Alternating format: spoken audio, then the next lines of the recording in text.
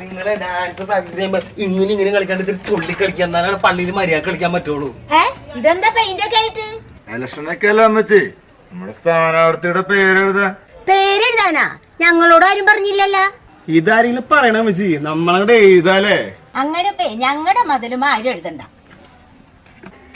ഞങ്ങളുടെ സ്ഥാനാർത്ഥിക്ക് വോട്ട് ചെയ്യാൻ വേണ്ടി മാത്രം കൈ പൊങ്ങിയാ മതി, പ്രതികരിക്കാൻ കൈ പൊങ്ങണ്ട.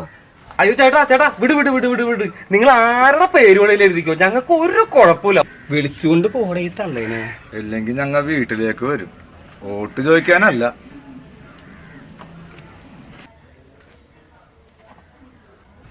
എന്താടാ വരുത്തണോ? എന്തിനാണ് ചേട്ടാ? ഞാൻ പറഞ്ഞല്ല, ആരുടെ പേര് വേണേലും നിങ്ങൾ എഴുതിക്കോ, ഞങ്ങൾക്ക് ഒരു കുഴപ്പമില്ല. ഇനി വന്നേ, ഇങ്ങോട്ട് പോയി ചേട്ടന്മാരെ എഴുതിക്കോട്ടെ. എഴുതിക്കോ. എന്റെ പൊന്നമ്മച്ച്, എന്റെ ശരീരത്തിൽ ആകെ വളർന്നത് ഈ മീശയും ഈ താടിയാണ്. അതവിടെ ഇരുന്നോട്ടെ.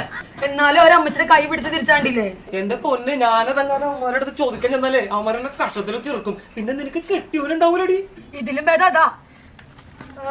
നിങ്ങൾക്കത് പറയാ, ഇടിയുള്ള ഞാനാണ്. ഞാൻ പഠിക്കോടെ.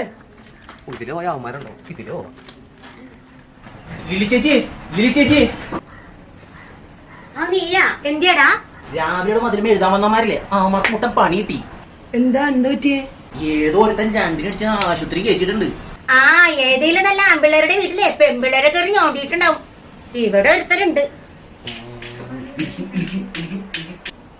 ഇടിച്ചത് ആരാന്നറിഞ്ഞ? മുഖം ഒരു ചുമന്ന തോർത്ത് വെച്ച് മറച്ചേക്കണ ആളെ മനസ്സിലായില്ലെന്ന് പറഞ്ഞേട്ടെ.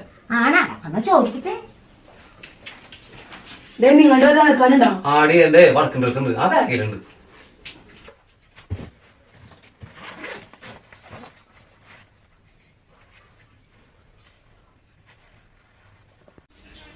ചേട്ടാ, എന്തേടി ഈ ചുമന്ന തോർത്ത്?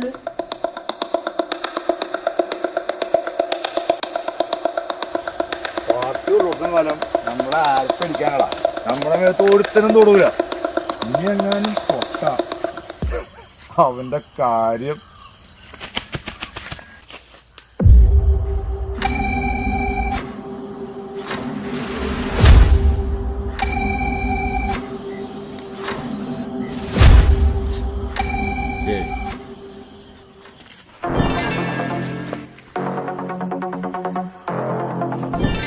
ആരാ?